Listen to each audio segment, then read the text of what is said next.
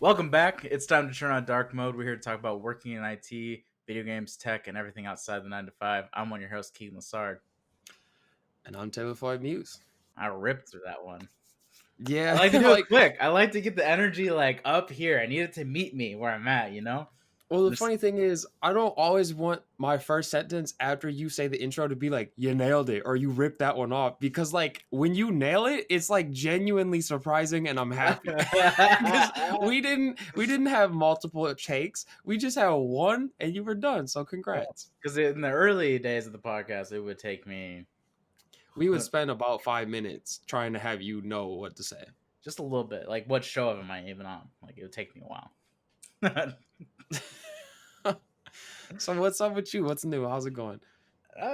Same old, same old. I'm just Netflix, work from home, repeat. Netflix, work from home, video games, repeat. I was gonna say, you can't omit what you're doing. Like, video games are probably what you spend most of your time on when you're not working. I would I mean, for the most part, yeah. And then The Last Dance just came on Netflix, so like, finally get my hands on documentary. Yeah, since most people like me, millennials, don't have cable, so I didn't watch that. Dang, you got a space age cup over there, out here looking like you're like Star Wars drinking some blue milk or some shit, you know? It's just a white water bottle. Like, look at the top. It's got a little screw tap. Like, it does look a little weird. It's but just like hella narrow, and it reminds me like when Luke was drinking blue milk in the original series. What you talking about? No. Blue milk, like the infamous, like everyone knows about like the like the nerdy like blue milk that Luke You're drinks. struggling to spit it out. I don't know if it's something everybody knows about. I was gonna say nerds about, because that sounds like something that only like the hardcore Star Wars nerds are gonna be like onto. Dude, like they even do a callback to like the strange colored milk in the newer series. He drinks like green milk on that island. And when I saw it, I was like, okay, it's alien milk. It's green. Cool. It's next. Alien milk. Let me look this up. Hold on. No, here I got all the information you need, man. Like, what do you want to know about it? No, I just want to see I want to see what you're connecting me to. I'm looking it up.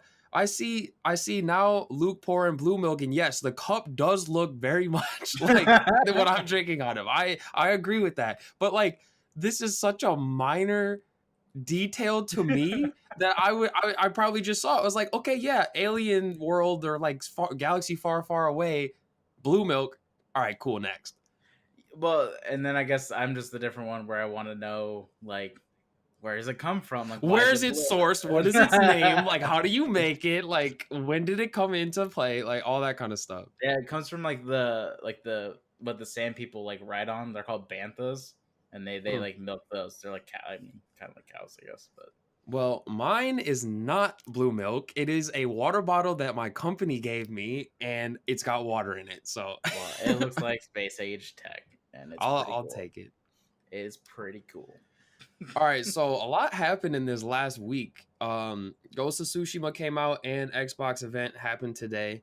I think that's pretty much all we need to talk about. I mean, what else do we really need to bring up? I mean, honestly, there's really nothing. Work is working from home. Like, that's it. It's happening, like, and tech. So my normal like feed for tech. Like, I go to it, I have a gaming feed and a tech feed, and I usually just like browse those. Tech today was literally just gaming news. Like, I was like actually looking for tech news, and it was not there. There's one thing. Android 11's called Red Velvet Cake. That's the news of the day for tech. Because they're always about desserts, aren't they? Yeah, and it's fitting with this year being like, it's always been cake meme. I feel like that's real fitting. Oh yeah, you and that gif of the dude squeezing like the LaCroix and it's cake, and that's pretty funny. It cracks me up. It's such a random meme, but it's so good. Yeah, I mean, I laughed when I first saw it, but then like you got to the point where like you would see it and on site just be dying, and I was like, all right, so my guy, you need to like calm it, because it's a whole process of going through that gif. Like, anyways, sorry, but. All right, guys, you want to see Keegan laugh? This isn't scripted. I'm pulling this up. always cake gif, and I'm just gonna pull it up on screen and hope for the best. All right, here's the GIF. Like, I don't even know.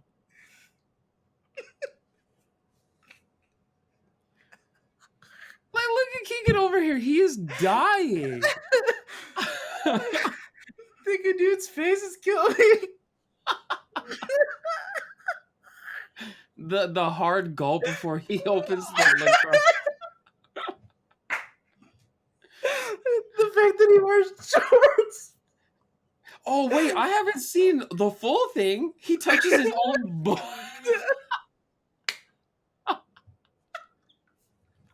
And he eats it. The shaking came on his face. Oh man, all right, that's pretty great. I'm not gonna lie, I didn't see that full. I didn't see the full thing with like him turning around and touching his own butt. Like I thought it was he stopped on the LaCroix because the one you sent me it was shortened. But man, if I'm ever like super sad about or like going through some shit, just send me that GIF and it will always make me laugh. Yeah. Like I could be at like a funeral or some shit and it would still make me chuckle. Oh, that's kind of how I was with that one GIF of there's a guy that throws like his girlfriend throws like a piece of popcorn at him and then he just like flips his laptop, grabs the Christmas tree and then just throws it at her. That's a good one too. That was my favorite. All right, so let me ask you a question. What's the order you want to do it today? You want Ghost of Tsushima thoughts first? Dude, let's do Ghost of Tsushima. Ghost of Tsushima. So, fun fact. Like while playing this game, I now know how it's pronounced, and it doesn't have one pronunciation because all the people in the game pronounce it differently. I've heard somebody say Tsushima, like people say, like the Americans have been saying, but then I've also heard like the main character calls it like since it's a T and an S, he kind of pronounces the T and the S at the same time. He goes like it's like Tsushima, like it's so weird. And I can't, all I can say is like, try to say your T with as much S in there as possible. so where it's like the S starts with the T, but it's just like Tsushima. Like, yeah. I don't know, man. GOT. Ghost of Tsushima. GOT. That's what I'll stick to. But yeah, initial thoughts, like, hold on, I got it. My mic is like not staying in the same spot, so let me fix it real quick. All right, Gibbs, put us to like technical difficulties.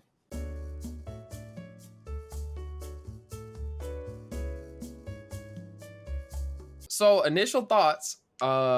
This game is probably like the most beautiful game, like environment design I've seen, and I mean it looks gorgeous. Yeah, like there's so much going on here. And like after just playing The Last of Us 2 and me like talking about how I like their level design and it was super natural, like for what a post-apocalyptic environment would feel like, this is like we're back in like the 13th century in feudal Japan where like everything is just it's all nature and like villages. So like there's nothing that's like obstructing the nature and everything is running wild. Like you got like these fields of flowers and trees that have flowers on them and a lot of like sort of plant life that you wouldn't see in like America or anywhere else. So like you know that like that beautiful Asian scenery that you may think about, like that's like all there is. So half the time I'm just like riding around on my horse, like legit gawking over stuff. Like it's just so nice. And then the funny thing is too, I think I'm probably about halfway through the game right now. I'm in the middle of Act 2 and there's 3 acts.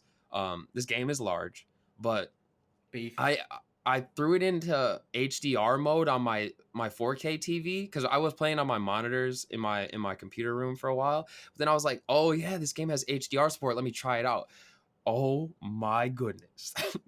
I cannot go back to playing on the monitor because it made it like 10 times better. With it having those deep blacks and then like the sunset is like a regular thing because it has like a day-night cycle. It's not real time or anything, but like when the sun is there and there's fog and the sun is shining through the fog as you're like taking through your horse in these tree like with colors, like I was like, dude, I can't even deal right now. Everything, it's like so nice with the contrast. So honestly, like kudos for them on making the game look beautiful. That being said, let me pull up some screenshots Yeah, because I'm so upset that like this game I have to like watch from afar.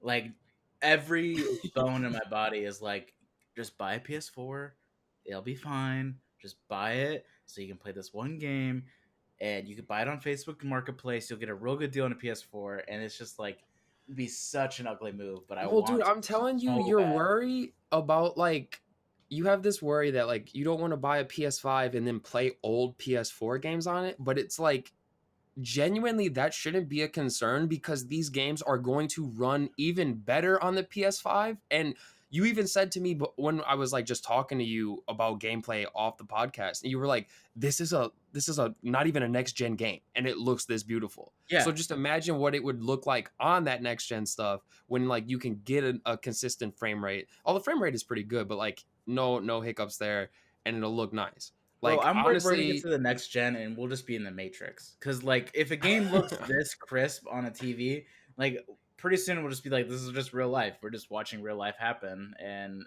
we're just in it. Like we're in a video game. We're in a simulation. yeah. Now, the thing is, these screenshots don't really reflect exactly what the game looks like because, first of all, when I see it in HDR, you can't screenshot the HDR because the Right. screen that you view it on can't output it. So, like, it is dulled down now.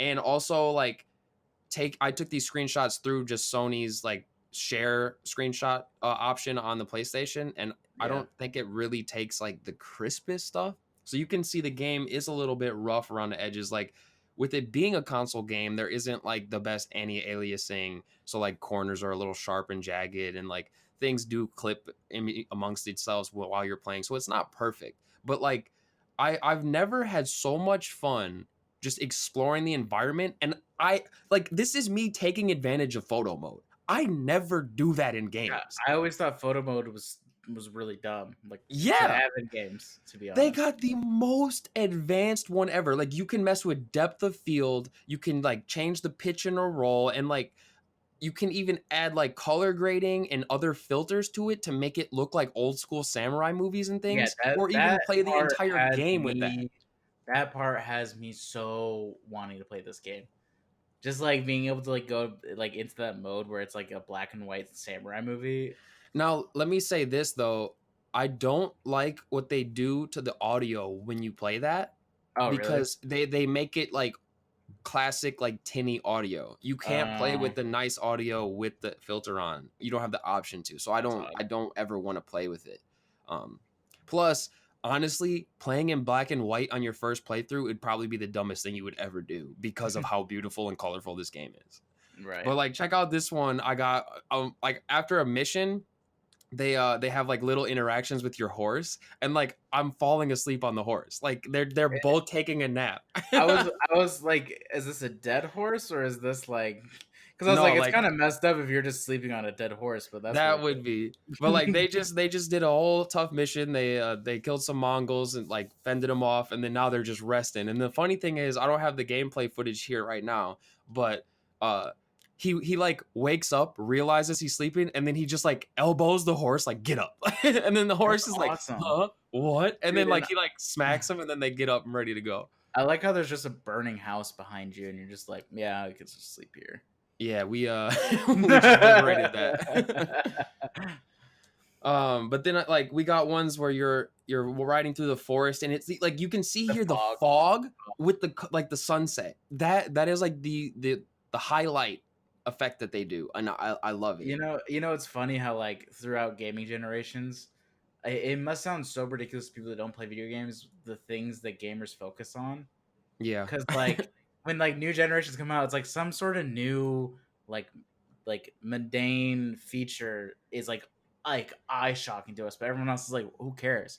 Like Yeah. before it was shadows in games, and now it's like there's fog. Like, dude, Yeah, light and then like reflects off the God fog. rays. When they have the God rays, like they call them with the like the sunlight, the beams come through the trees and things like Yeah. with the fog elements.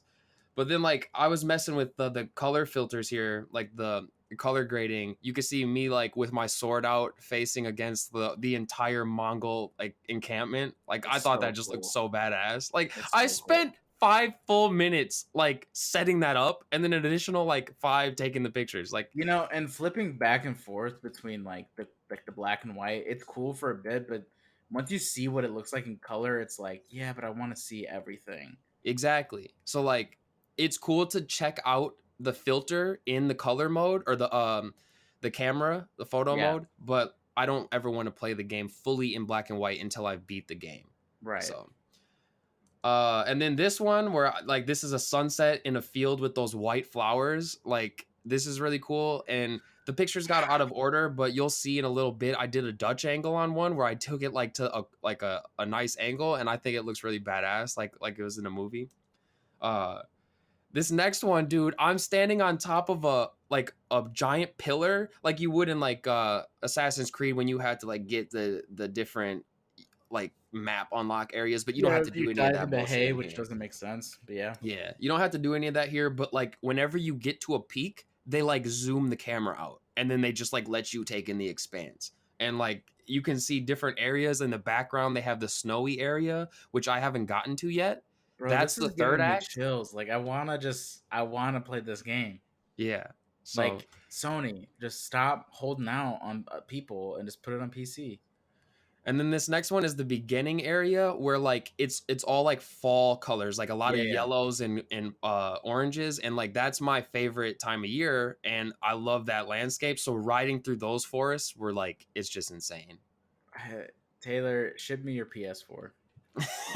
Nah, dude, I'm still playing it. Like I still got a lot left in the game. Oh Um, boy. but yeah, like I And don't then know. I could you're sit here and riding through the white flowers and catching that. Ugh. it's nuts. It makes me sick, Taylor. It makes me sick how much I want to play this game. Like Yeah, I'm sorry, honestly. dude. And then here's the Dutch angle here. Like Yeah, I just thought it looked pretty cool. that's pretty badass. But Look at you being all artsy while playing the game. so yeah, I'll actually be giving a like full video review of this. That was the bombshell I wanted to drop on you. I'm going to like What? actually piece together a full video review of my thoughts, but I'm going to give my pros and cons of the game right now. Okay. Just straight off. All right. Now, Hit me. the game I said is beautiful. Like that's out of the way. Like breathtaking. Let me just jump on to the pros first because actually I did that with The Last of Us. I did all pros then negatives. I'm gonna go to negatives because we just had a lot of good with the visuals. Yeah, there are some negatives. You're making me want to buy a PS4 right now. So like, yeah. So let me knock you down a couple notches. All right, cool. The game is a little bit rough around the edges with its like animations, with NPC interaction, and like I don't know. It doesn't feel as fluid in some areas. Okay. Now, how I mean that is like cutscenes.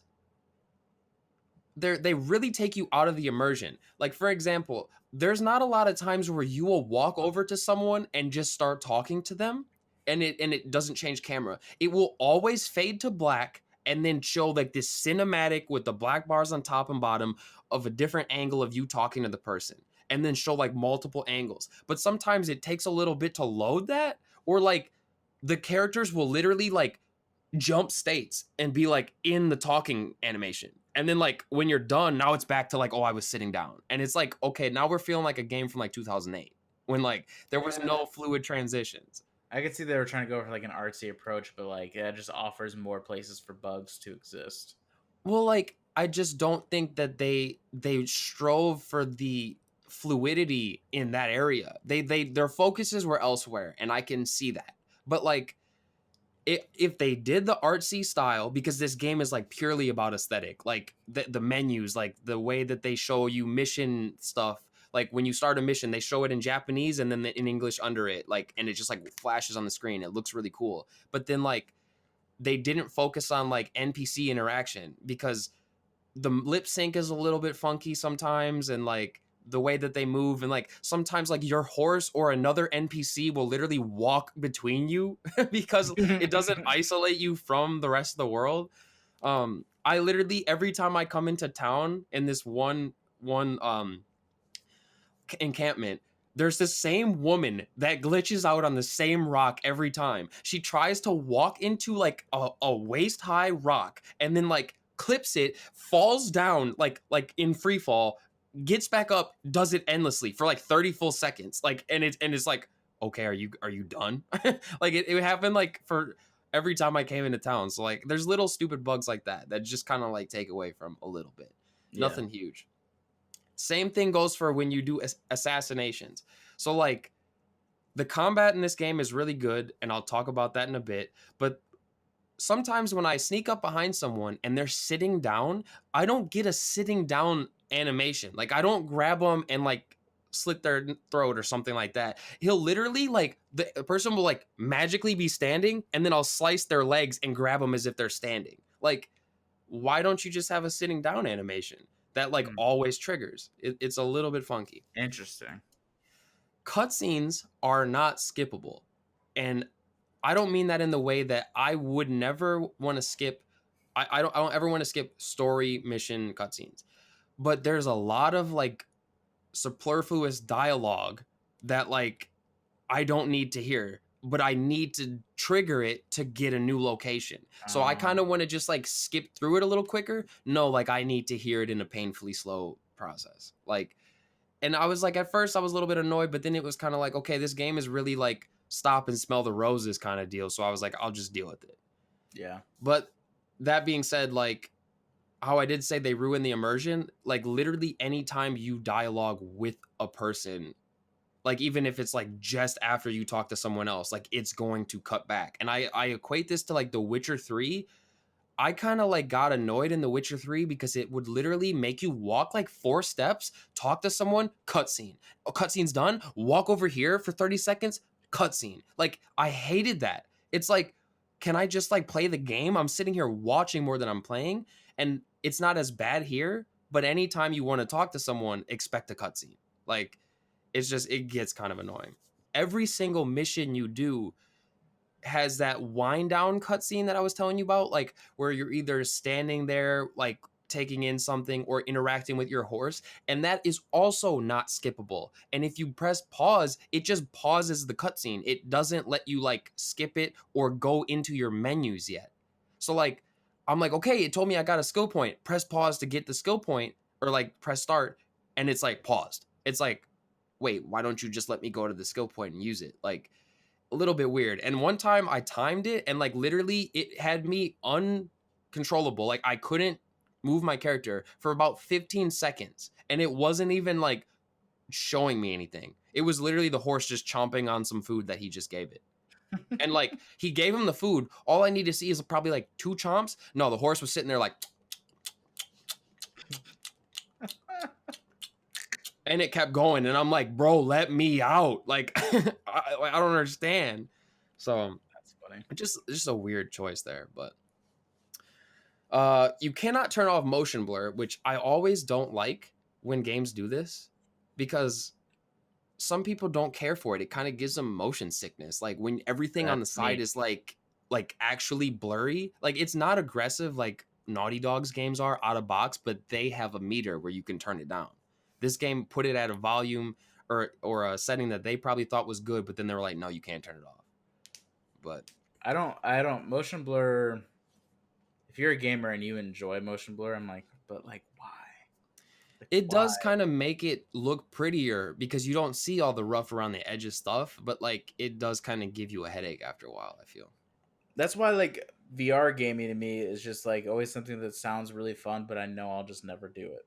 Yeah. Because I'll just throw up. Yeah, I get that. The way that they do the, like, you know how the wind guides you, it's pretty cool, but like it's not constantly happening. You have to swipe up on the touchpad to get it to show. So like, okay, it's not in your face. Like you don't have a constant arrow or wind that is just like forcing you along, but like there was many times where like, okay, like there's a mountain in my way, so I need to go around, but like now I need to make sure that I'm still on track. So like I'm like swiping up constantly, like, and it's like kind of annoying. But I wish what they would do is they kind of have a little bit of wind showing you where you're going when it's not swiped, which they kind of fail to do. And I don't. Yeah, because it's not like the wind's just gonna like gust up and gust like go away. It's gonna be there continuously, so it's kind of And odd. That... they do have a little bit, but it's like I actually have to like search for it, so it's easier to just swipe back up. But like it gets a little bit strange. So I do like the birds guide you to things. That like that's fun. I yeah. like that. The foxes, dude. The foxes, they do these little like noises, and then like you'll run over to them, and then they'll show you. But after you find what they showed you, you get to pet them. So like you turn around, you give him a couple pats, good boy, and then he literally hops, like bounds up and down, and then runs off. Like he's so happy. So that was pretty fun. But yeah, then where I was going with the direction thing, you cannot mark, or they do not show you where NPCs like merchants are in cities. Like they'll show you a little highlight on your screen when you get close, but you actually have to remember where they are, which you might be okay if it's like, okay, you regularly come to this town, but like there are like so many encampments, and you go to different ones constantly as you liberate new areas. So there's no way that I'm going to memorize where everyone is in every single town. So like show me where they are instead of me literally running around for 5 minutes trying to find the one merchant that I need. Like I just don't know why they did that. So let's hop over to the pros, because a lot of those things were just like little minor things. None of it was like game breaking or like I really don't like this. It was just like minor annoyances. Yeah. The quick looting, like I said, is huge. I can literally just like I can kill someone from my horse and then pick their loot up all from the horse. I don't have to get off. I don't have to do any of that. Okay, that's kind of wild. I didn't know that was like that full of looting. Yeah. So like Magic while you're on your horse and you're like what do you call it, like riding to the next area, you'll see things that like highlight like flowers or bamboo that you're gonna need for things, and you can just like ride over and then just grab it while going, and it's like nothing happens. So you just like hold down a button and just you just press R2, which that was, I guess, not really a con, but like the controls are a little funky because like your action button is R2, and like Dark Souls and other games recently have been using like L1 and R1 and R2 and like those to use the attacks, but this game does square and triangle, which is more like old school. But like as a result, now your action button can't be those, so like you have to press R2, which took a little bit of getting used to because that's the fire button in every other game. And like I had just come from The Last of Us where like L1 was sprint, but now the left stick was sprint again. So that was a little bit weird. I gotta say, I'm not looking forward to playing on a controller again. But like it'll come back pretty quickly. Like I did have that initial shock, but like after about a day's worth of play, you'll be kind of like, all right, we're back. Because I'm thinking I'm gonna do a controller for Star Wars. Oh, don't do mouse and keyboard for a game that's like that. Like those third person like slashy games, I would never use a mouse and keyboard for, really. Like No, I know. I've been preparing myself that I'm gonna have to switch back over. But like what I'm saying is those games you don't really have to aim, and the aim is the main concern when you swap back and forth usually. Like it's not like you're playing an FPS on a controller, because that would be tough. Yeah.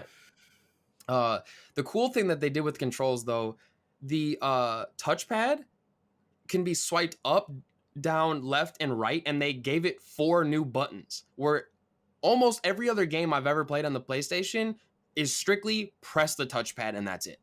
Like that's the only value they gave it. I kind of forgot that the PlayStation controller even had a touchpad, to be perfectly real about that. Like I just thought they made the select button a huge target area. Like I completely they really forgot never capitalized on it. It was dumb. So they like, all right, we can give you 4 new buttons and you can use those accordingly. So that was kind of cool. At the end of the PlayStation 4's lifespan, they're like, well, we know how to use it now. Yeah, but like it's still going to be there on the PS5's DualSense, so hopefully it sets a trend where other games take advantage of that. This might be my favorite pro in the entire game. They NPCs, when you run with them, match your speed. They like never fall behind or get ahead. Like why was this so difficult to do? Like straight up, I lost my mind when I saw this happen. And you know what I did? I saw some dude who was like kind of chubby, and I was like, let's see what this dude does. Like, I'm just gonna like lose him, and he's just right there with me, just getting after it. Now I got on a horse, see if I leave him behind. He found a horse and then followed me too. I was like, dude, come on, like this is how it should be. So you were running with basically me in the game, and you're like, yo, keep up, and I was just right there. You were right there, dude. And it was like marathon length, like we were going far. So it was like, kudos to you. Like, because I hate that crap when like the NPC walks at a different pace than your default pace. Can Like, we why? get rid completely of the follow me NPCs? No, how about you tell me where to go? I'll meet you at the town. I'm not gonna follow you and act like I need to like walk when I can sprint or fast travel. Fuck off. No. I mean, that's all this game is, dude. So like that's why I'm saying I'm so happy that they have the ability to match your speed. Yeah, but like you're not having to follow them to see which way they go, right? Yeah, kind of, but like what the game did for at least when you're riding is if you just hold up on the left stick while riding your horse, it auto steers you the way they're going. So like it's kind of like when you in The Witcher 3 when you like fully get to full speed on your horse, it'll just go along the road. So Yeah, that'll be nice. So the last few things deal around the gameplay mechanics, and let me say this: I've never had a game that is in this kind of like Assassin's Creed feel where like I actually don't know which one like style of combat I like more. I don't know if I like the stealth better or the like in your face combat because both of them feel really good. Like I can do all of the sneakiness like from the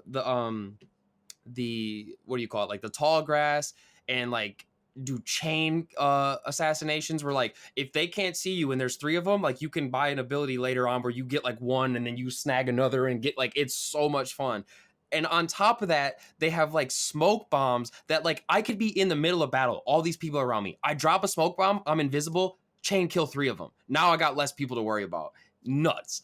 And like your arsenal isn't just like, okay, I have a katana. It's like they give you a half bow for short range, quick like arrow shooting. They have a long bow, which is that giant one that's like your whole body length that takes a while, but is like a one hit kill, like and goes super far. And then they got like blow darts. They got like wind chimes to throw to distract people. They have sticky bombs. Like it's like a tar coated like explosive that you throw on people and then they just like blow up. They have like different stances. So like this is the coolest part, I think, where based on what you're fighting against, like a swordsman, you use stone stance where he holds the sword straight up and down, like two-handed. Then you got the shieldman who like you can't really attack them as much early on with the stone stance. So now you get the water stance where you stand with the sword above your head and you deal more stagger damage to them. Now spearmen, they will like try to stab you. So they got this wild one called wind stance where he holds the sword way out this way and he literally like acrobat cartwheel flips onto them and like slices them before they can reach him. And then finally the big dudes, the brutes, they're the ones that are like beefy and they like hurt you more. So like you get the moon stance, and that one you literally like kick them. Like you kick them until they're like stunned, and then you like swirl around like whirlwind, like Garen, spin to win into him. It's nuts. Spin to win.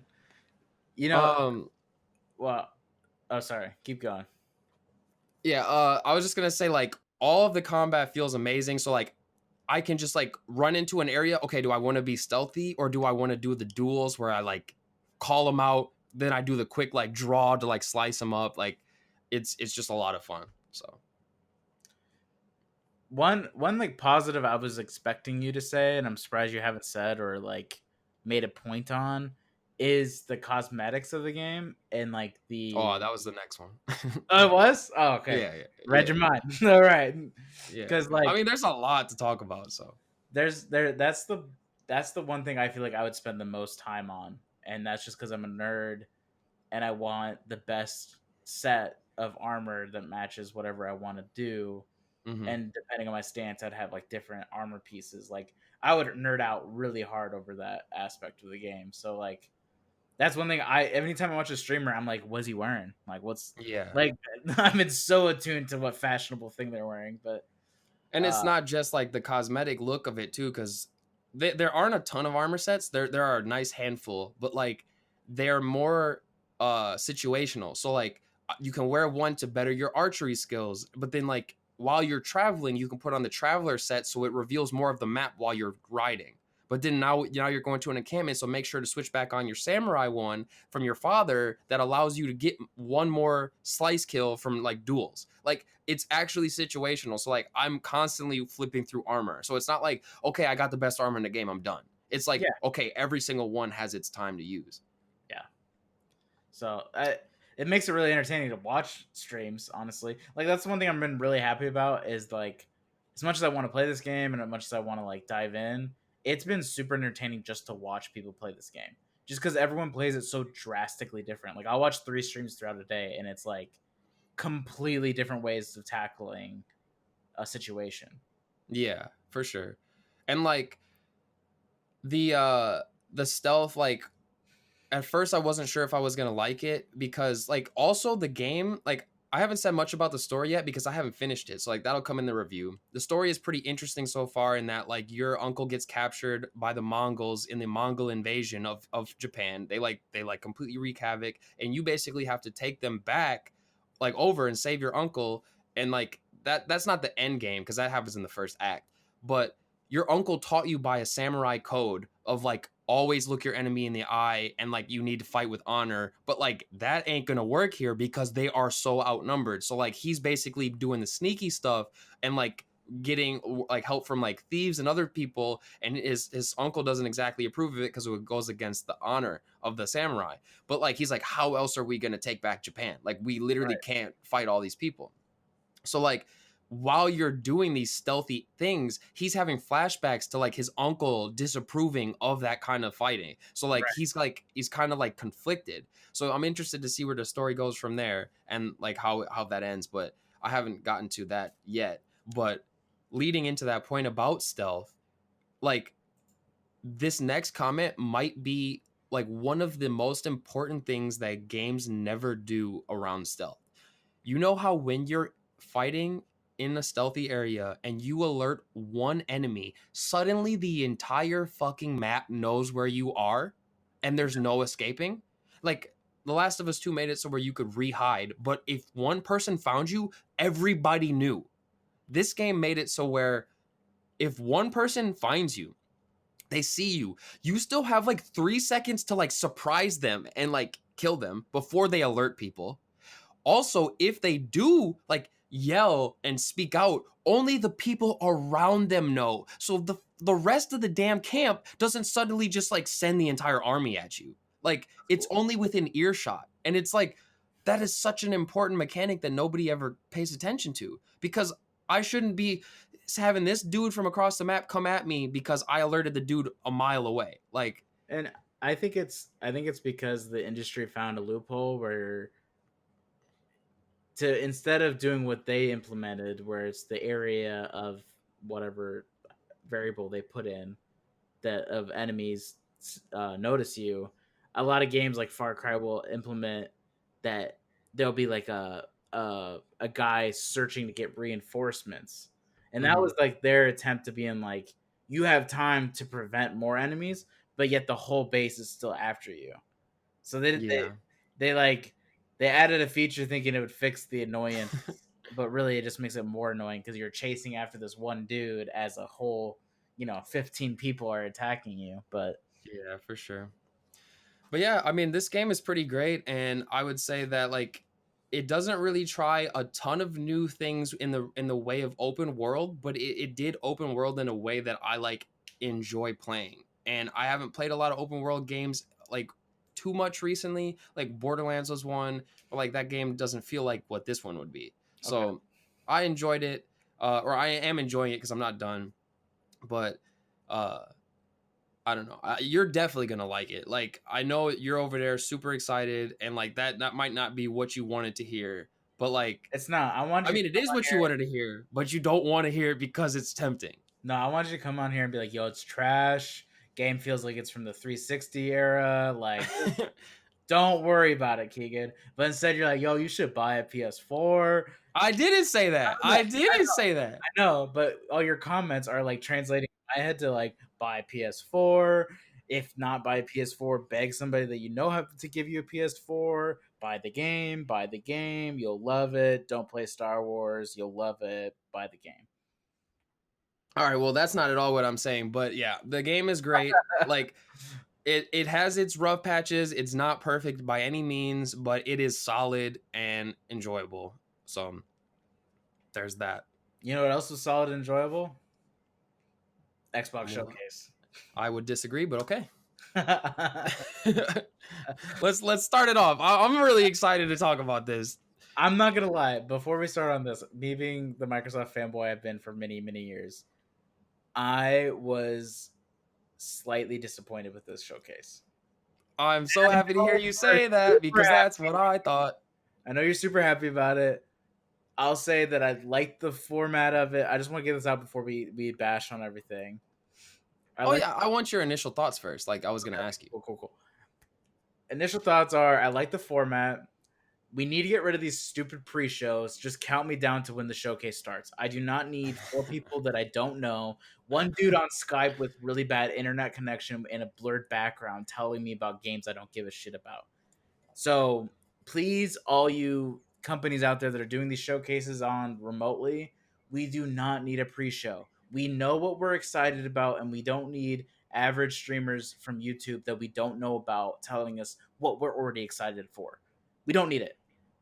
Yeah, because like they didn't offer any benefit. Because No. like I don't want to bash on like the streamers because they make good content, but like there was literally a phone recorded video from Ninja about what he wants to see in Halo, and it's like, dude, like we really didn't need it.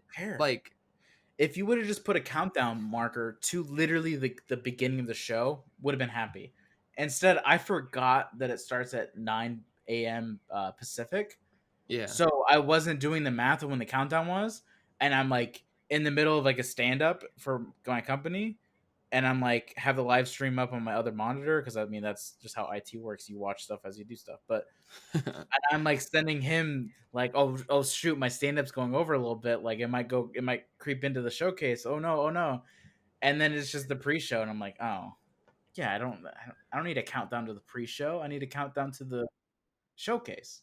I think another reason why like you're upset too because like it's not like okay just don't watch the pre-show. They actually announced some things during the pre-show, so it's like just put that in the main show and cut out this garbage. Like it was just kind of stupid. But it's clear why they put stuff in the pre-show because it's clearly stuff that they are not excited about announcing. Yeah, like here I'm gonna have Gibbs pull up this first one, but like it wasn't exactly like their top content that they were showing in the pre-show. So like this first one, it's called Echo Generation, and it was kind of cool with the art style. It had like these cool pixely graphics and stuff, and for some reason it's not playing. Dude, this might be a big like unpopular opinion, but I'm tired of saying cool pixel graphics. We get it. It's been done. I think the art style like is good in some areas, but just cuz it's cheaper, sometimes I don't need a ton of these. But like this isn't the cool pixel graphics like the 2D. This is like actual like Minecraft blended with real life looking grass and like it's like tiny voxels, which like I thought it looked pretty cool. But the stupid part is all of a sudden it became a card fighting game, and it's like all right, I lost interest. Like there's too many of those right now. Immediately. And it just goes to show that like there has to be some sort of like executives that like find trends that are happening and they're like we need it. We need one. Like generate it. Battle Royale, card fighting games, we need them. And then so Yeah. I don't know. It's something. It's there. That's how they open. So that gives you a little taste of what they were showing during the pre-show, which like it was kind of like, okay, what's the point? Then they showed this really weird one called EXOMECHA, which I was just kind of like, bruh, what even is this? It looked like some sort of like Transformers, like first person shooter from like 90s era movies. I don't even know. Like this first people thought it was Crisis, but okay. it wasn't. Can I say that it started out so strong, and then by like halfway through the reveal of it, I was just like, I don't know what y'all were on when you were making this, because like they were like, yo, Horizon Zero Dawn was pretty cool with those robotic dinosaurs, and they're like, yeah, throw some guns in there, and then they're like, here you go, and it's like just some regurgitated gameplay. But like the funny thing too is like the recent Transformers movies had like dinosaur robots in them, and this one had like some dragon robot, and it also had Optimus Prime using a sword, and that was in here. Like straight up, like it looked like we were just taking a page out of Transformers, and like it threw up the 2000s. Yeah, pretty much. And then they showed some what's it called, Hello Neighbor 2, which they didn't actually reveal like what it was until like the very end, but like you could tell it was Hello Neighbor, but like people thought it was DLC, but then it was like Hello Neighbor 2, and then Keegan was like, wait, this game is still a thing. Like you forgot about it. I totally forgot. Okay, here's one game that I've always like was curious about when it was first announced. I thought, well, that's an interesting idea. And then like I remember like never diving deep into it, and this trailer just goes to show why I never want to. It's just putting you in scenarios that I don't want to live through or experience. Yeah, you're like, this is my active nightmare. Like Doom Eternal might make me sweat, but this might actually make me sweat even more and like / get like PTSD from. So I don't know. Well, like this game isn't scary in the same respect that it's like, you know, like I don't know, paranormal or like slasher, but like it's just like a really strange guy that is doing some like weird shit in his home, and then for some reason you're infiltrating his home. Like you're literally breaking and entering. Like let's not sugarcoat it. You break and enter his home, and then like he like finds you, and like at the end of the trailer like he kidnaps you. So like I don't know, like you asked for it. Well, it's like you're trying to uncover a truth about, you're like trying to like get evidence on him or something, but like this game is just stress. Like literally you want to log off work, had a really bad day, and you want to play some hardcore strategy game that hurts your head. That's the kind of stress that we want. You want to have a mini panic attack after 5 p.m. Boot up Hello Neighbor 2. Yeah, pretty much. But like I'm not gonna lie, I am intrigued because like it does look like pretty creative. Like they're like, I'm not bashing the environment design. Yeah, like the environment design is really cool, and I feel like it could be a lot of fun. But yeah, like I am genuinely going to be like having an anxiety attack the entire time I'm playing. So, and if there's like co-op or like you could like multiplayer, like you are the bad guy. China? Yeah, like 100%. Dude, if I'm the neighbor, I am going to be messing with you so hard. Like you have no idea. Oh man. So I don't know. That's a game coming out. Then they showed something called Balan Wonderworld, but like, no, I'm not pulling it up. It looked like Kingdom Hearts, but like Xbox. But like Xbox had Kingdom Hearts this time, so I don't know. It didn't appeal to me. Look up at Balan Wonderworld if you want it. It's something. It's some dude did some drugs and made a game. Yeah. And there's another one later on where it literally is an LSD trip, so I don't know. But let's dive into. Have you heard about this next one? So, Halo Infinite. Halo. I wrote notes, boy, like while watching. This. Oh yeah, I mean you were over here like just like waiting, ready, like let's get it. I need it. They started with it, but I was actually surprised that they started with it. Like, okay. They didn't really, because they started with the crappy pre-show, but this was the first one they showed in the main, like we started. Yeah. And What are your thoughts as an Xbox fanboy? Because I'm gonna give mine later. honestly, for the amount of hype that's been around this game for so long for it to be released, I think they're gonna deliver, but I don't think it's gonna be like anything earth shattering. Mm-hmm. Like from what I saw, what I hope this game is a ode to the beginning and a full circle closure on Halo. That's my hope Yeah, because it needs what to we've end. seen with Gears, where they've milked that franchise to death, and where Gears 5 came out and it was supposedly this beautiful game and was really good. Nobody played it. I'm hoping that this game is that where it's closure, it's a good game. It really wraps the story in a nice bow. Like why else would they be coming back to the beginning? You know what I mean? Like Mm. the game's been through a lot, and like Halo 4 and 5, a lot of people argue was just like multiplayer and was really heavy on. I mean, Halo to begin with has always been multiplayer, has been huge, but like they always said, like the kind of story kind of got take a back seat. And I Mm-hmm. think what we're seeing in this game is that the world and the campaign is the front seat. It's shotgun for this, and the reason I say it's shotgun for this because that gun looks crispy in this game. I don't know if you saw the gameplay footage for that part, but when the shotgun came out and he was messing dudes up with it, I was like, that looks satisfying as hell. But I guess I wasn't too focused on it, and I'll explain why in a bit. But you keep going. um, I think it looks a little slow paced, comparative to what we've seen like Destiny do and what we've seen a lot of action games do. Halo has, in my opinion, always kind of struggled to get up to par with a lot of those games, just But because. let me say one thing. I just want to interject. The way that like these scripted gameplay events play games is so unnatural. So Yeah, like I did notice that, but I was also taking with the grain of salt that like I won't be playing that way. but I guess I'll just walk through like my demo reactions because I literally Okay. wrote notes as I was experiencing things. So Okay. out the gate, map overlay had me tweaked when they So pulled the up the open map. world. That's what I mean. I don't know if it's just the level designs are that way, but the map overlay and the gameplay footage made it look like it was open world. That Mm-hmm. kind of, and it had markers as well. I hope there's not too many like random side quests, but like at the same time, that's kind of neat at least.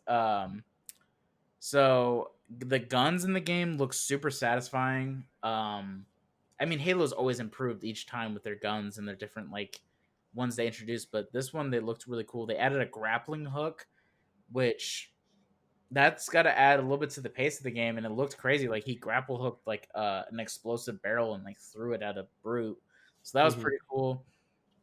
I thought it was funny those like little like gremlin, or what do you call the, is it grunts or whatever, the guys that scream all the time. At one point during the gameplay, one was just like launched in the air and was like a suicide bomber, and it was like cracking me up. Um, and then the way I ended it was like, I really hope it is just full circle. The campaign like wraps it up, and if they continue it on, that they do kind of what Destiny does, where they just maintain an online community within it, and maybe just keep it open, or like keep it like maybe DLCs for it. I really don't want there to be like another Halo hype machine where for years we're wondering when the next release is. Mm-hmm. I think that they need to move on and they need to make better games. They clearly have Destiny to worry about, and I think they don't need Halo as well to worry about maintaining as well. I think they can Well, move on to better IPs. like Bungie makes Destiny now. That's completely separate. This is 343 Industries. Yeah, but Bungie also was involved with Halo. Yeah, but not anymore. Like they don't have a hand in this anymore. Yeah, okay. Then I'm But just like I get where you're coming from with like the similarities, but they're definitely like separate games now or companies. yeah. I did find the chat really funny where they're like, what if it just full circle to being Destiny? I It mean, that would be kind of cool. would be like they're the darkness coming to the next DLC. Yeah, or like Chief, like he finds the Traveler and like that starts the golden age from Destiny. That like that Yeah, would be kind of cool.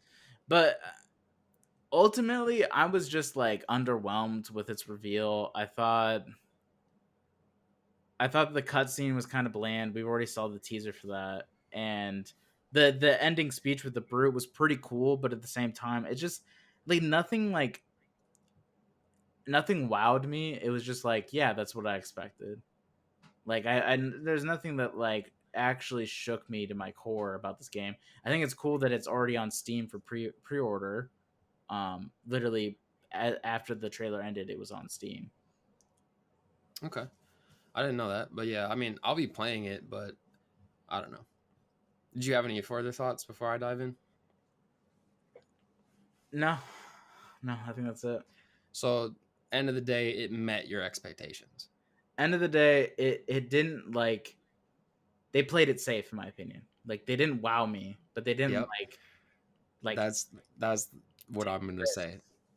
Like they literally took no risks here, yeah. and I think that might be just because Halo 5 was met so like it was very conflictingly met by people, and me not playing it and actually not going to have a way to play it because that's not going to come to PC. Yeah. I don't really have the space to talk about like, oh, they should have took more risks here or something, because I think they took risks with 5 and it didn't get received too well. But like I want to say that though, because like this game felt very bland in the respect that like, okay, they went back to their roots, but their roots were from 2001. We are 19 years later. We don't need games rooted in that era anymore. Like, I think yeah, and it's like that's why I'm hoping that they're moving towards like a new IP, or they're like this is the full circle of it, because like I'm wondering when they hit the drawing boards for this, they're like, what else could we do with the series? And they're like, we could take it back, do like go back to the Halo, and it's like, okay, if that's the case, then you need to like move on. Master Chief needs to actually move on. I don't know how many times he can come back. yeah.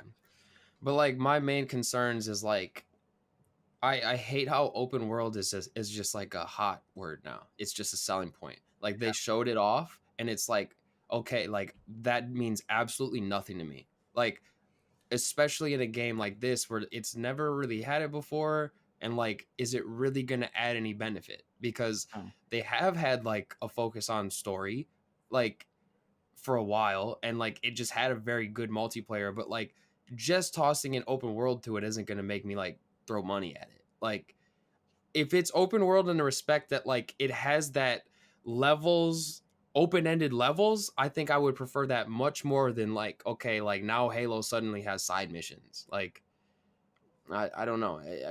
I don't, I'm skeptical about that. Then like yeah. the textures were kind of like not there. Like the lighting and reflections were decent, but like they really like the game didn't look anything like breathtaking, which like for their flagship game, like literally the game that drove their whole event, like people were like Xbox, Halo, like that's what we want to see. Like from the start of it, everybody was kind of like, wait, this is the next gen? And we have talked before about how like it's gonna be increasingly harder to see these next gen graphics and things, and like that probably is going to be able to be ran in HDR and will look better. But like I guess I expected a little bit more, because like I saw someone do a freeze frame of one of the enemies when he meleeed him, and it literally looked like it didn't have textures on it. Like it was just like bland. And I was like, usually they beef up the demos to make them look even prettier than the actual game is. But at the same time, I guess I wasn't as hard on it because like think how many years this has been hyped, and like that means they started development that long ago. Like I've always been like curious about that, like on like where you know when you start a game and it takes 3 years to make, and then like think about where graphics go in those 3 years as you develop it. So like I don't know. I guess I kind of cut it some slack on that aspect just because I've never really thought of Halo like in that regards is like the top tier. It was always just kind of like the FPS game that you play online and multiplayer, and I don't know. I never really Yeah, thought about it. but like Xbox is synonymous with that with Halo. Like Yeah, for sure. they're so like for them to not put that level of detail into it is kind of baffling to me. But Yeah. it's also going to be PC playable. So like I don't know if that was on a PC, but like if it's on PC, you know it's definitely more capable of rendering that kind of stuff. So maybe it'll look better on that, but like I was underwhelmed by the gameplay. I will say their Or stream was graphics. pretty good though. Like as far as these streams have gone, where we've gone like the remote, they Yeah, they didn't have any I hiccups. don't think I saw any hiccups because here's the thing is with these remote after the whole COVID and E3 getting canceled, these like remote streams of announcements, that's the biggest thing people roast. And True. for them to stay at 60 frames per second throughout the stream consistently, I didn't see anybody like really roasting him on like hiccups or anything like that. So that's Yeah, but the good. funny thing was like stuff they did roast him on. Like I saw someone do like a side by side of like the gun detail on the Xbox 360 version versus this one, and they were like, "Yeah, Infinite looks bad." And in those two screenshots, it did, but like I don't know, like that was just an early look, so we'll see what happens later. But Yeah. I'm just saying, like I was kind of underwhelmed, and like with that being their whole like biggest game, like big opening, people were kind of like, eh. I think So the biggest thing that makes me upset is the fact that like I left it and then I literally go, wow, I don't really have that much to talk about though, because it's just it met. It didn't like do anything outside of that, and I was hoping it would. Like I was hoping something ridiculous happened on that, and then like it's something we just talk about for forever. But like I left that yeah, gameplay reveal, the campaign gameplay premiere, and just being like, cool. I'm glad I saw some gameplay, and I'm glad it doesn't like. I mean, I'm not even glad that it doesn't take risks. I'm actually upset it didn't take risks because I don't know that, and I always hate the fact that they can't change the way Master Chief looks. Like it's such a staple, and it's just this clunky, clearly made in early 2000s like character design, and like I just want it to be curvier, but it's like these like, I don't know. yeah, I mean, I just I think that a lot of this game, like with them trying to return to the roots, it almost feels like too rooted in 2001. Like I don't know. That's why I'm a little skeptical, but I'm sure like it'll play fine. Like it'll be fun to play, Yeah, but like it's just like it's nothing crazy. And like when you see like your flagship game for a console, like you're a fanboy of a console and you want to go see it, like you want to be leaving with chills. Like I want to see like some cliffhanger or like something that's like I really want to play it now. And that was just kind of like, all right, yeah, there's the Halo gameplay. All right, what's next? I So, almost wish they didn't show me the gameplay. I almost wish they had the really beefy cutscene. but they've shown too many of those They already. have. That's the problem. Yeah. So Yeah. I don't know. Or But like then let me know something about the multiplayer, or like what risks are you guys taking on that front, or like a deep dive. Like it's supposed to be a showcase, but I guess they wanted to just kind of rapid fire because it almost felt like it was like the only problem I have with this format with rapid fire is like a big reveal like this, them doing in the front of it. It makes it feel like they're just like brushed over. Like, all right, moving on from our flagship, we're gonna show you Forza. We're gonna show you this random game that is called Everwild. You know, we're just like it. I wish they would have held out for the end of it. yeah, they didn't really stick around to talk about it afterward, which was kind of dumb. So, but then they showed State of Decay 3, which then looked even better than that game. And I was like, what is this? But like at the same time, that game isn't going to look anywhere close to how good it it was in the trailer. Because I'm pretty sure this was pre-rendered. Yeah, and here's the thing. That being right after, that trailer left me with goosebumps. That's how Exactly. I was like, tell me why I'm feeling more into this one than the Halo. when she yells at the thing in the woods, I was like, okay, girl, damn, like, you're that confident. You can like just she just yells. That left me with goosebumps. And then I wrote I knew it was for State of Decay 3, but at the same time, I'm like, this is just Last of Us Xbox edition because People called it the Xbox of us. yeah, because the music was even in line. But State of Decay series, I've had so many opportunities to play those games, and I never did. Mainly because State of Decay 2 came on to Game Pass right at the height when like everything was zombie survival. It was when the um what's the PlayStation exclusive one that came out? The zombie the game is What, The Last of Us? No. There's another like zombie PlayStation exclusive. Oh, Days Gone. Days Gone. That it was like right at the height of that game came out, and a bunch of other games were zombie survival, and I think I just was off the genre.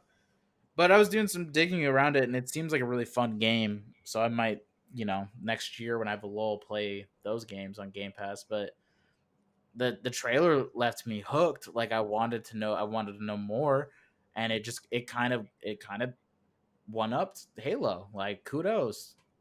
They follow in a powerhouse like Halo, and they're just like, yeah, we'll show you.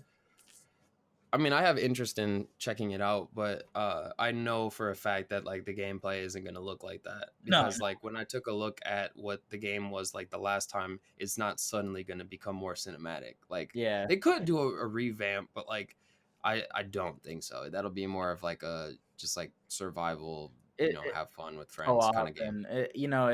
It's about as misleading as a Blizzard trailer. So yeah, because they always have these dope animations, but then like the game doesn't look anything close. Dude, if you look at the World of Warcraft trailers that first came out on launch, it was amazing what they could do with trailers back even early 2000s. Yeah, because I still remember frame for frame the World of Warcraft trailer that got me hooked when I was like in 5th grade, 2005. Yeah, they had to do that though. Yeah, but then they showed off Forza Motorsport, which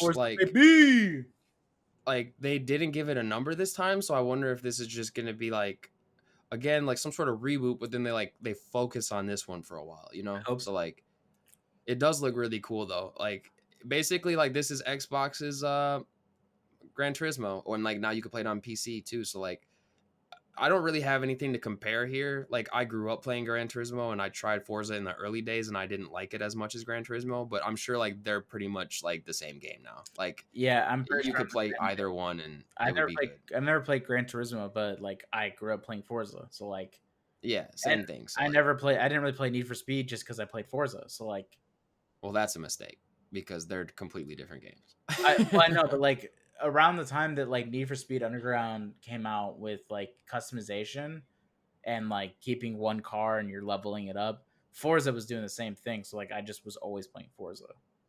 If that makes sense. What, Forza Motorsport? Yeah, I played Forza on the Xbox original. But like they weren't ever street racing until Horizon, right? Correct. But you would change your engine and you would have like full customization of like leveling up a car on the track. And yeah, that's fair. I just like for a kid, I would have thought that like you would have been like, oh, like I could make my car look like a street racer kind of thing, because like that's what everybody wanted to play it. Like I had never heard of Forza until Forza 3. Yeah, no, I liked going over to friends' places and seeing what they did with like Underground, like playing on the PlayStation 2, playing Underground, and like they had like neon lights on their under car, and that was kind of cool and all that stuff. But like, I don't know, I couldn't afford new games, so I just kind of stuck with Forza. Did you? So like you've never played like Most Wanted and like Underground? Oh no, I did. I played Most Wanted. Okay, I was gonna say because like those games are like staples in a lot of people's childhoods. Xbox original game for it. I'm just saying that Forza was always like my favorite car game to play though. Questionable, but okay. I'm just messing with you, dude. All right, like everybody's entitled to their own opinion. I'd never played Forza, so I'm just teasing. Yeah. This next game, Everwild, like I don't even know what's going on here. Like, does anybody know? There's no gameplay. It's just a CGI trailer, but it's by Rare and they make some cool stuff. So like I would be interested to see what it is. With this one and the next one, we'll get to that later. I just don't like when they have this opportunity to grip people in, but all they need to do is like a quick little thing afterwards explaining what type of game it is. They don't have to go into full detail, but like the trailer doesn't tell me. Like they have great art style. It has really good music. The world development is phenomenal because I'm just sitting here like I want to know more. And when they say like our world, I'm like, I know what that is. I'm like, I want to be in it. And then they're like, and they did have people talk about it afterward, but they didn't give any hint about what type of game it was. Yeah, And like honestly, when the girl was talking about it, like the Eternals and stuff, I felt like I'm like, okay, we're getting a little too hippie with this, like about the nature of it and one with the Well, I mean, world. I'm like, okay, you took one look at her too, and like she's got like a full tattoo sleeve and like the outfit. So I was like, all right, like she's into that. So like, but what is the game though? like it could very well be just like a game where you just walk around nature and you solve like nature problems. I don't know. Like literally, there was nothing shown in the game besides you had 3 buddies with you. Like I wonder if it's like you pick one of the characters and like you have to Keegan, save it the world. could be another card battle game. Like honestly, we have no idea, but I wouldn't be surprised. Bro, if there's a card game out there like that where there's literally cinematic nature where a fish throws up fish, I don't know why you made a card game. But like that's the level of like weird we're on now. We're like they will put so much effort into this insane trailer that is so misleading, and then the game is like, yeah, it's just like a point and click. Cool. Like I don't know. I wouldn't be surprised is what I'm trying to say. It would be dumb. Not saying it wouldn't be dumb, but I wouldn't be surprised. So Yeah. So I don't know. the next one though, tell me why. I don't think I want to bring this one up just because Maybe more it's like tell me what the fuck this game is. What yeah. the hell? Well, hold on though. Let me give you backstory. Don't Nod, the name of the company. They made Life is Strange, and they make these like narrative video games where like you just like it's like a walking sim, but it has good story. But like that came out a while ago, and like they're still on their same shit. Like this looks like the same. Like we still don't have lip sync. Like, and this game is completely narrative based around dialogue, and people are doing fish mouths. So it's kind of like, I don't know. Like we're not really making any strives here. So I'm not really interested. Here's my problem. I wrote 2 notes. Mouth movements and the dead eyes. Yeah, the dead dude, they're dead eyes. There's no animation to them. Anyways, and then I just wrote Snoop Dogg who gif. Because throughout the whole video, they're like name dropping characters and like really deep story context things. And you're just like, okay, what? I don't know. And it's supposed to like make you get gripped in the story, but at the same time, it just makes me not want to know. Like I don't give Yeah. a shit what happened last summer. Like y'all can figure it out. So, Right. and I know they made Life is Strange because everyone's like, "Is this Life is Strange 3?" and like all this stuff. I'm like, you know what? Life is Strange was really good because they made really a really interesting world, but this is like not an interesting world and very bland characters figure out a mystery that you don't really know what the fucking the mystery is. You don't know it. They'll say their names and they'll say some history that happened, but you're like, it's like, well, I guess they got a real big problem on their hands. I'm not gonna solve it. I'm not gonna get into that. Like I don't want to. Yeah. But the next thing, again, I'm not going to bring up because it's not new, but it's just like Ori and the Will of the Wisps is the second game from the Ori series, and like it's a great game for so I've heard. I haven't played it yet. It's a good game. But they're just saying that like it's going to take advantage of the 120 hertz refresh rate on the Xbox, and I'm like, okay, that's cool, but is this the kind of games are these the kind of games that are going to take advantage of the 120 hertz? Like we're not going to see any first person shooters taking advantage of it because they're too graphically intensive for it still. Like this is actually still kind of a graphically intensive game in the respect that it's not just like a flat 2D platformer. It has that 2.5D element to it.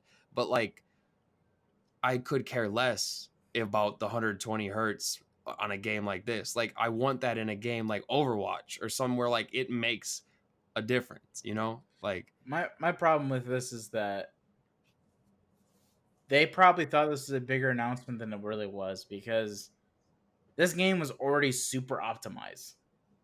yeah. Audio and visual. So them being like, hey, on the new console is gonna look great, and everyone's like, yeah, we know.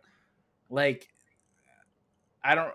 Yeah, I agree with you. Where it's just like, okay, is this what you're trying to flaunt? Because if that's the case, y'all need to go back to marketing and be like, we need a new game to advertise because Yeah. this is a no shit Sherlock kind of moment where it's like you don't need to spend again showcases. You don't need to spend quality airtime on a very small tweet. Yeah, but like I wasn't even so much concerned about like them spending the time on it as I was just like worried about them actually taking advantage of the 120 hertz, like, or if it's even going to be possible on most games. Because if we're just doing it on these little rinky-dink side scroller games, like that's that's not exciting to me. Like we might as well have just stayed at 60 FPS. Might as well. But I don't know. The next one's cool, but it's not a full game. It's DLC. What's it called? The Outer Worlds. They got a DLC announced and it looks pretty cool. What's it even called? It's called Peril on Gorgon. Yeah, so like I know you're probably pretty hyped to jump back in because I didn't even know they were making DLCs. And I heard that Xbox Game Pass users get a 10% discount. So that's pretty cool. I actually, you're gonna be surprised. I'm not super excited about it. I love the Outer Worlds game. I love the story of it. I wasn't really prepared to spend money though on a DLC for it. I think the game met my even though the main game was free. That's a good point as well. Yeah, because like they're gonna come out with 2 DLCs over the course of the fall, I think, and for the season pass is $25. That's actually pretty reasonable. So that's why I was kind of like that changes a little bit. I was kind of going for. Here's the thing: is if I did buy this game, like if I bought a full price and it wasn't on Game Pass, right? I would be a fan that was like, I don't know if I'll get the DLC because honestly, I think there was higher expectations in my head for this game than there actually was. I actually think it was a good story, decent gameplay, replayability for me not that crazy. Just because I don't think I got sold into. I felt like I was in a box in this game. I felt like I was kind of hurried along. I didn't really want to do a lot of the side missions. I didn't really feel like they paid out too much for story. It felt a little bit behind on graphics, but ultimately I liked the game. What did catch me off guard is like this DLC's out September 9th. And I was like, ooh, okay. So this it's not like I have hyped the for fall getting packed. Yeah, but also that replaces like Cyberpunk, where Cyberpunk was supposed to come out in September, and that gets pushed out. So like, kudos on them for filling like a small gap where people are going to be looking for content. And true, and it cracks me up that the next video I'm sure you're gonna have queued. I like the people put jabs at Cyberpunk because like it is kind of a punching bag this year for other games to utilize. But I don't know if you're pulling up Grounded yet, but oh yeah, it's up. But when they're like, yo, if you want a bigger game, this isn't Cyberpunk. Yeah, they were like, if you're ready for the biggest game of the year, and like with the narrator voice, and then he's like, wait for Cyberpunk, and everybody's like, wait, what? Like they actually showed the logo in there too. That was hilarious. He's like, if you're ready for the smallest game of the year, check out Grounded. And I was like, all right, that's a pretty good intro. I was pretty surprised by Grounded. I remember this wasn't a world premiere, right? Because I think I saw something for this a while ago. There was like a open, or not an open, but like a beta or some sort of like demo earlier on, because I was watching Lyric stream and he was like, yeah, I played this and it's pretty fun. So I mean, I'm interested. I had no idea about it, but it's a cool looking concept. Really branching out, which is good. Yeah, but I mean, other than the art style, like I don't know what the gameplay is like yet, so maybe I should do a little bit more research on like what that's like, because it is really cool that you're going to be like, in grass that looks like a jungle, like as if it's like ants or something. My computer just gave out. That's cool.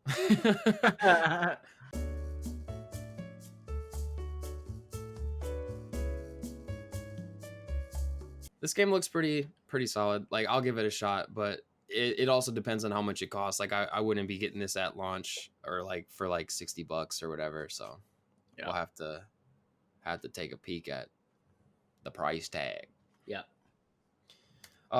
Next one. This one had you pretty pumped. Like it. I was like, all right, yeah, like I could get behind it, but I wasn't really like hyped because it just looked like it looked like Skyrim pretty much. I mean, But correct me if I'm wrong, but it's Obsidian, right? That made yeah, this one. Because when Obsidian makes a game, I'm already like halfway hyped. Like, there's such a good gaming studio, and so when Avowed came on, and it like looks like it's straight out of Lord of the Rings, that arrow flies for forever, and you're just seeing this world, kills the skeleton, and then that guy does like the Doctor Strange hand and like makes up a spell. I was like, yeah, this is it, Chief. Like, I'm like, super excited.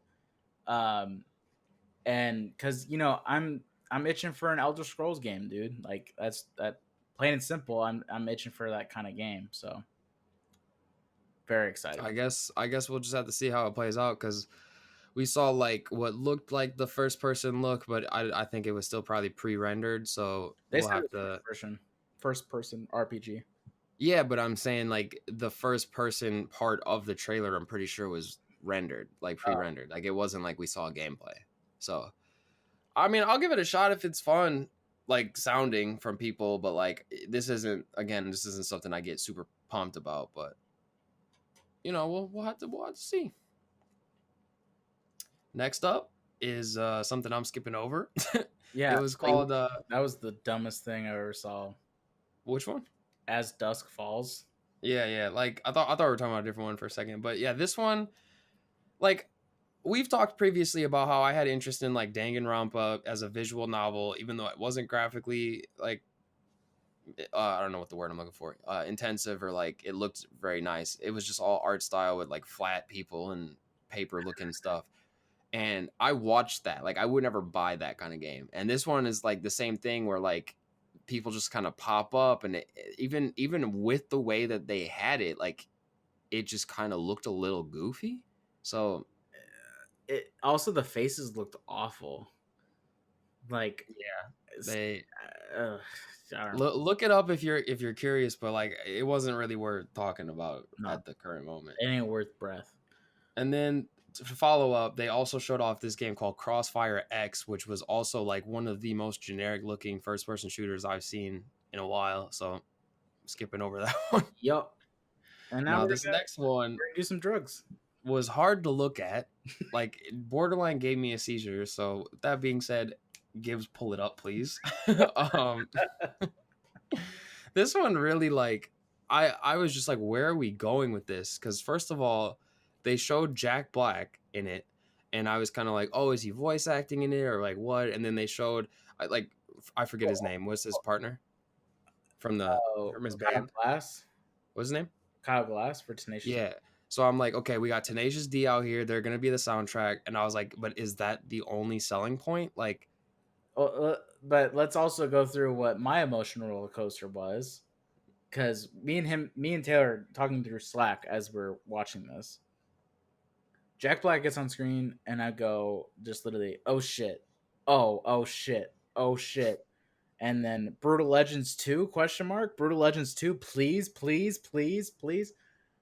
Because literally last week I was thinking in my head about how much I enjoyed Brutal Legends when it came out on the 360, and how I think it's such an underrated game and overlooked usually, because it was such a creative idea and a good story with like decent gameplay, and I always kind of wish they had a follow up.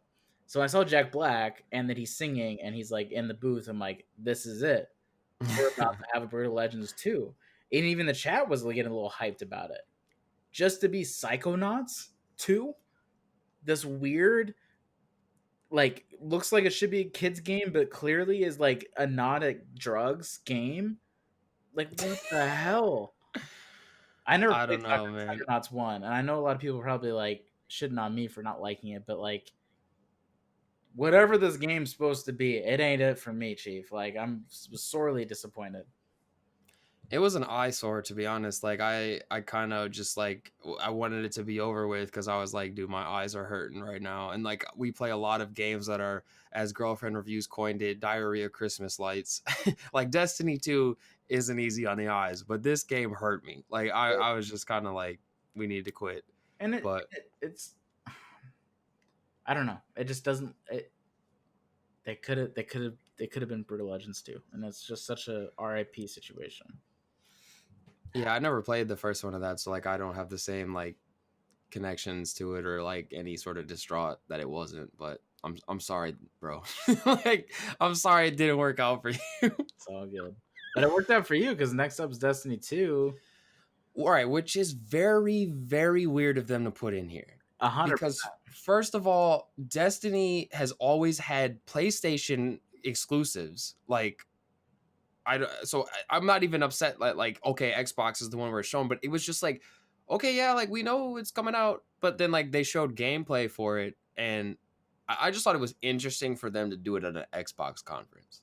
But that being said, the funny thing I want to say is showing us this gameplay made Halo look vanilla as shit.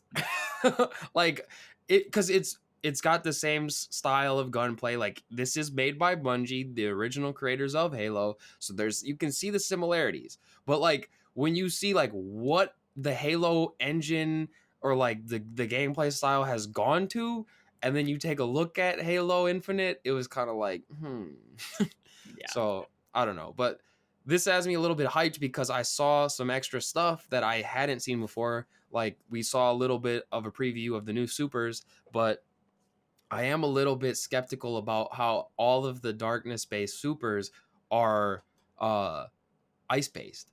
Like that's it. Like they didn't have like, okay, here's this kind of super and here's this ice based one. Like every single class now just has an ice based one, which I don't know. I'm not too sold, but like I'm sure they'll be fun to use. But I kind of expected like, okay, like maybe the hunter gets some sort of darkness to wield that's like different than what the warlock and the titan get, and like maybe one class has ice. Like, but we'll see. Yeah. I also saw some reskinned enemies that just look like the same enemies we were fighting, but with coats on. So I was kind of like, guys, like, please don't just reskin the enemies. Give us a new like class to fight against. Like, we need something that is like straight up new. So that's all I want to say. Then this one, I haven't played the first one, and then you were kind of like pumped about it, but like I have nothing to say about it. It was more. Here's the reason why I got pumped about Stalker, because that's the next one. Because like early, I don't know, 2008 maybe, when Prototype was like really big. Also when like video game trailers were like on DVDs sometimes, there would always be Stalker trailers for the game, and the fact that they like paid homage to that inside this game, like the merry-go-round spinning and like a lot of like cuts, I immediately, even though I didn't even play the series, was like, this is Stalker. Like I was like, whoa. And I had a flashback to like when I was like preteen watching these and getting kind of freaked out by the trailers, and it like generated like a level of hype within myself. I was like, oh, it's kind of like cool that like I have a memory and like a nostalgia tied to a game I didn't even fucking play, just because like they paid homage to like the trailer. So I'm not gonna play this game, but like that's why it had me hyped during the showcase, just because I was like, boom, immediately drawn in and knew, and that's good marketing. So, well, what kind of game was it? Was it a first person shooter or? Yeah, it's a first person shooter, like horror game. I Okay, believe. so survival horror game. Because I was gonna say like I wouldn't count it out that you're not gonna play it right away, but if it's an FPS horror game, then that's a big yikes for you. So it's not. And me, happening. I'm not gonna play like I'm a tough guy. Like that's the only reason I haven't played Resident Evil 7 is because it's first person. I can't do first person scary games. It's too. I get too connected in when I do first person. Like there's no disconnect between the player and yourself. Yeah. This next one, Warhammer 400. What do you say, 40K or 40,000? Like, what do people say? 40,000. Okay. And it announced Dark Tide, but it was just like a really short little teaser with nothing really to show, and like people have no idea what it's gonna do. So I'm not bringing it up, but I heard Lyric say that he wishes it would be like similar to like Vermintide, which came out recently. Same studio made this one. Yeah, but like have it be like with this theme, which would be kind of fun. I'd check it out if it was like the same price point, because I'm pretty sure that game was like $20 or something. 29 maybe. Yeah. Yeah, maybe it's 20 or 30, but it was cheaper, so we'll see. And then they had this really like weird Tetris effect. Like, look at you over there. Back to like the Wii days when like they had like these cheesy like the trailer was people playing the game and you're like, I don't want to see people booting up. And then like at the same time, I'm like, I see what they're building towards. And But like nobody saw it coming that it was Tetris. Like when you said what is this, I was like, oh, it's that obligatory BS everybody plays together game that or trailer that happens on every conference. And I thought I was onto something, but then it was just like Tetris Effect. And I was like, well, somebody in the Carnage chat was like, oh, it's Tetris Effect. And then like the guys on his panel were like, they recognized the song immediately from Tetris. okay. So then I was like, oh, okay. And I saw the building blocks like ahead. I'm like, oh, I see what they're doing. But I did find it funny. You pointed out in your chat, you said like somebody was like, Kinect has been capturing us all this time because they're all with their controllers. They look like it was like they had been spied on or something. Like, yeah, Kinect's been recording us this whole time. But I don't know. Like, also, I saw like one dude in the trailer was like mouthing the words to the song. Like, it was a sing along bullshit. Like, I'm like, we're here to see some games, not to see some kid stuff, not to see some Tetris Effect connected that no one's gonna. I don't want to play it. Anyways, yeah. Then they showed this game called The Gunk, which what the heck? Like when I saw the gameplay, I was like, dude, this is the next Strand type game. Because you know the whole joke about like Kojima's like, I'm making the first Strand type game.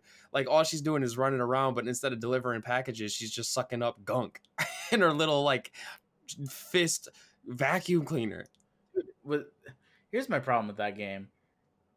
Was like the gunk just like the running title for forever and they just stuck with it? Like somebody like on launch was like, wait, hold up, we're going with the gunk. That was just like a that was like a prereq. We didn't actually like stick with that. We didn't like the execs like, yeah, we want to call it the gunk. Great game, the gunk. Yeah, so I don't have any aspirations for this one. Like this one was just like, I don't know, like you know how we saw that one game Kana on the PlayStation and like it was kind of cartoony, but it looked like it could be promising. Like this was kind of like Xbox's Kana, but like I was just kind of like, what's going on? Promising. Yeah, I was just kind of like, and then they revealed the name, the Gunk, and I lost my shit. I started dying laughing. Oh, like I can't even, I can't understand why they would just like settle on that name. It's so, I don't know. It's something, and I don't like it. Why is everyone going super small? Like, why are we going microscopic like people? I don't know. I mean, like we do have a lot. We have a surplus of first person shooter games, so they're probably kind of just trying to like harken back to the adventure game days where like we had third person views that weren't just like that cinematic over the shoulder thing that we are like so used to now in those style games. So yeah, I guess so. Because this next one is that cinematic third person over the shoulder view. Yeah. This one, you say what you said first because I was like, what is happening? I was really skeptical. I was just like, I don't know. At first though, I called this the therapy game. Just because it felt like they were gonna go hella mental health on this one, like to begin with. Yeah. But then they caught me back. It's a game that I think I might have respect for the art style, but I will never play because, as you know me, too spoopy. As you know me, being chased. The whole reason why I won't play Resident Evil 2. I don't like being chased in a game, and especially when the whole game premise is being chased by some demon. I'm good, but basically the dual reality part of it, I at least saw it as I'm sure it'll be a toggle, which yeah, it could be annoying, but I think that they are trying to share that like this person can go between the two realms. She's existing in both, and so is this demon, but you can't see the demon in the first realm, the normal one. So I think she's trying to figure out this mystery or whatever it is, and you have to strategically time when you're in both, and there's dangers and benefits of being in both realities. But I don't think it's gonna be like a split screen. But that's how they showed it.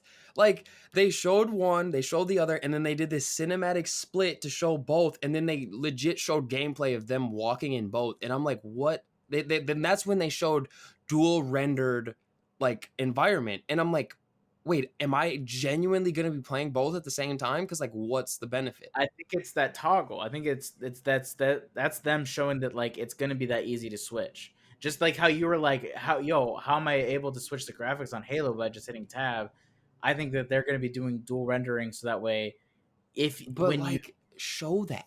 Like yeah, they gave you a little subtitle saying like dual rendered, like just said like flip on command or something that like harkens to the fact that it's not like gonna show a split screen, because there was a lot of split screen showing and I was worried like that wouldn't be nice. here's the thing that got me worried about this game. I was like, are they about to end on this game? Like that's literally all that was going through my head. I'm like, yo, are they just about to end on like this like who knows who game? Like So yeah, this one you were like, what do you think it's gonna be? And then I was like, oh, it's Fable. Like when I saw the environment and in then the like sword. I already kind of called it before I saw all that, and you were like, nah, no way.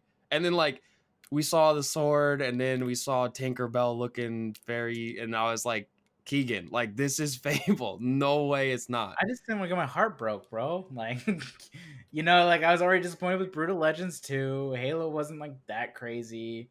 Destiny 2 kind of stole the thunder of Halo, and I was just like, I don't want to. I want to be pleasantly surprised, and then they cut to revealing that it is Fable, and literally my mind went to one thing: why they gotta do a cut just like the Elder Scrolls teaser. Well, with the vast landscape. And then like the gold font of like the game over a city. God damn it, show me more. Don't tease me like this, Fable. And then I bet it's like the next time we see anything from them, it's like 2023 will come out. I'm like, well, Oh yeah, 100%. Like we're not seeing anything about this for a long time. So I don't know. I mean, I would play a Fable game because I didn't grow up playing them. I never had the chance to. I've heard really good things, but with a modern Fable, like with the newer technologies, I bet that would be pretty fun. Because like it looks like they're like, I don't know if they were like a lot of humor in the previous ones, but like with them showing like Tinkerbell getting eaten by the frog, I was just like, oh, like we're gonna be kind of hilarious with it. So I think there was a level of humor. Also, you got to take into effect that Fable was kind of like this. I don't want to say kid. Like it was like well, it was M rated. it was T. I'm pretty sure Fable was M rated because I remember looking at it and was like, oh, like this is M rated. The later ones might have been M rated, but like Fable 1 was like, oh, it was rated M. Haha, told you. You don't even like. Sure. I don't even own the console, and I know that. Well, I played it when I was below. Anyways, I think it had at least at least my memory of Fable 1. Yeah, I guess you can get married and stuff, and like you can become evil, and like the funny thing is kind of comical about it is like if you get like the evil you get the darker like you get like a dark blue skin and like you look ill. Yeah, That's kind of fun, but they gave you like choices. Like not a lot of games had done that really yet. it was a good series. I wish I had all of them to replay them again, but I only have Fable 3. But yeah, I mean that was the Xbox showcase, and I want to say one thing that I found weird, like just in comparison to like other showcases that we've seen. Like I'm gonna reference Sony's just for the sake of it. I feel like Sony and other ones were more focused on like new things coming out, like new IPs and like original games. And then Xbox was kind of focused on hitting people's nostalgia. Like, okay, here's sequels. Yeah. Here's a harkening back to an original game that's our flagship. And then like the new content was like for other games, like that are gonna be on all consoles or like aren't really like original ideas. Like Destiny they showed, and then I don't know. They showed like again, Fable is going to be a reboot, and then they showed stuff like Psychonauts, which we already knew was coming out, and then like Avowed was one that was like that was standout, but like their Avowed, like Sony had like 3 or 4 like original games that I actually was kind of like intrigued about. Like they could be straight up hot garbage like when they come out, but like they had more original stuff, and I just kind of was like that felt missing from here. But that's just my take. Like it felt like they were just playing to a nostalgia. I think you're spot on. I think it wasn't a wow. There was no wow factor. So I'm sorry, bud, that being an Xbox fanboy, that you didn't get everything you wanted. But like the good news is you didn't plan to buy an Xbox. You can play all those games on your beefy new PC. And when you decide to buy the PS5, you'll have that stuff too. Yeah. But one thing I think was missing though was they didn't talk about anything with xCloud or like yeah, everyone was like Game really disappointed. I had forgot to bring that up. Yeah, like they didn't talk about that at all, and I thought they were going to mention the fact that they canceled the 6 month or the month version, or excuse me, the 12-month version of their subscription. That was honestly I had that note and I forgot to bring it up. Is like I was disappointed they didn't bring up more on xCloud because that's where they're beating Sony. So like I wonder if they are going to get rid of Xbox Live and then like as a paid standalone service, like you would basically just get Game Pass and it includes xCloud, and like you don't have to pay for it. Because like I think it's really dumb for them to remove the yearly subscription route for the thing that you need to play Xbox on, and then like the only way to get that now is paying a monthly fee that makes you spend 3 times more money than you were, because there are going to be people that don't care about xCloud or the Game Pass and they want to get their games, but then they still have to play online. So that's why I'm saying like, why would you just buy the 3 month? Like they're doing a business move, but I would think it would just make sense if they got rid of the online cost, because then people will probably, oh, I don't have a cost anymore. Like Game Pass looks more enticing now. Anyway, yeah, I'm surprised they're making all these moves before they launch the console, to be honest. Yeah, but they're kind of leaving people to just like wonder, because they haven't really announced officially. They just like quietly got rid of it. So yeah, we'll have to see. But yeah, the 2 big ones are out of the way. Sony's and Microsoft's are now done. We still got bigger gaming news coming out this fall, or this August, with like Gamescom, and there's probably going to be a couple other little conferences or announcements here and there. Yeah. What was that one? PAX East and West. Oh yeah, PAX, yeah. So like we still got stuff coming, but for right now we have the big ones out of the way, and the fall is still looking kind of empty. We got a couple more. It is for you. I'm telling you, man, Madden doesn't need to be bought, and then your fall's looking pretty. Considering not buying Madden, like I really am. Okay, so then you'd only have Avengers and Baldur's Gate potentially. Crusaders Kings 3. Nah, get rid of that one. You don't need that shit. Empire Sin. No, actually though, how do you plan to play all that? Like you are going to have to make cuts. And those cuts are going to have to be Crusader Kings 3 and Empire Sin, because your top game, stop shaking your head, your top game is Baldur's Gate 3. If you don't play anything else, you're playing that until Cyberpunk. Second, Avengers, because that is like hardcore nerd out, like you love that stuff. Yeah. So those are your 2 games, and they come out really close together. You actually don't have time for Crusader Kings 3 and Empire Sin at launch. Those are later on sale games. I'm letting you know that right now. Like if you bought all 4 of that, like that's dumb. Like when I joked about getting Assassin's Creed right before and in between Cyberpunk and Destiny 2, like you talked me out of that, even though I wasn't even serious, but you seem a little bit more serious about that one. Okay. So at launch, I will be buying Baldur's Gate 3, Avengers, and that's all that's confirmed at launch. There will be sleeper hits though. There will 100%. be days where I'll be staring at my Steam wish list. But like, just boot up the 2 big ones you got though. I know. And the reason why I'm a little more tempted is because Baldur's Gate 3 will be early access. So I don't know if that means Divinity Original Sin 2 early access, where they just released the first chapter, or if that means that it's just they're going to be releasing patch updates as you go. So that's something to counter in. It might be something that like I play for a while, but actually have more time. That is true. So that's one thing, but it is a beefy game regardless. I won't be buying sports games on launch. I'm gonna wait and see. Okay. Especially Madden, especially 2K, just because my boy Damian Lillard's on the cover and I really want to play the NBA. That's such a dumb reason to buy the game. You can admire the game art cover from the internet. Okay. But I don't know. Like I think Madden. I think I'm need a breather from, and I think the next time I want to play Madden is when they have crossplay to PC. So, fair enough. And I'm just excited now to see what dumb game purchases I'm gonna make this fall that like just slap me across the face, like ones that are completely uncounted for and out of left field. Like it's gonna be great.